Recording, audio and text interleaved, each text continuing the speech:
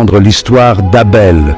Abel était un homme comme les autres, mais un jour, il a reçu un appel à l'aide urgent. Sans la moindre hésitation, il a décroché le téléphone et a appelé sa femme. « Chérie, je dois y aller, on a besoin de moi », a-t-il dit, la voix tremblante d'un mélange de peur et de détermination. Elle a compris. Elle comprenait toujours. Abel ne répondait pas simplement à un appel.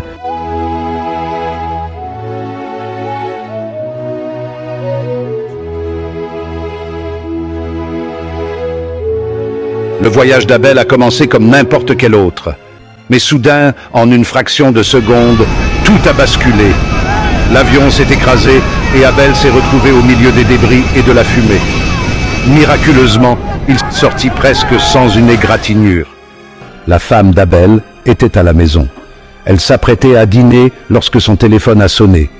Elle a répondu, s'attendant peut-être à une petite conversation avec un ami ou un membre de la famille. Mais à la place, il y a eu un silence à l'autre bout du fil. Le cœur de Maria s'est accéléré. Sa voix à peine plus qu'un murmure. La suite a été comme un coup de poing dans l'estomac. Abel, votre mari a été victime d'une collision.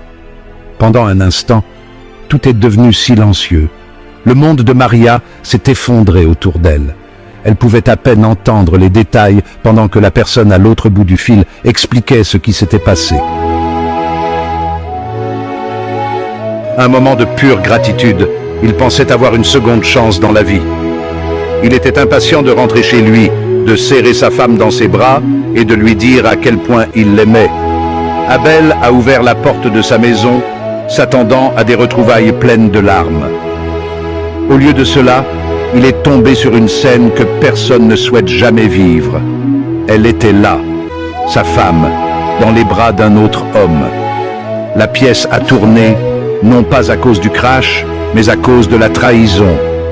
À ce moment-là, une avalanche d'émotions l'a submergé. Colère, tristesse, confusion. Comment cela a-t-il pu arriver? Comment a-t-elle pu lui faire ça? Surtout maintenant, après qu'il ait frôlé la mort. La douleur de survivre à un crash pour découvrir ensuite que sa vie s'effondrait dans son dos était insupportable. Abel avait l'impression d'avoir tout perdu, pas seulement sa femme, mais aussi son sentiment de confiance et de sécurité. Il avait toujours cru en la solidité de leur relation.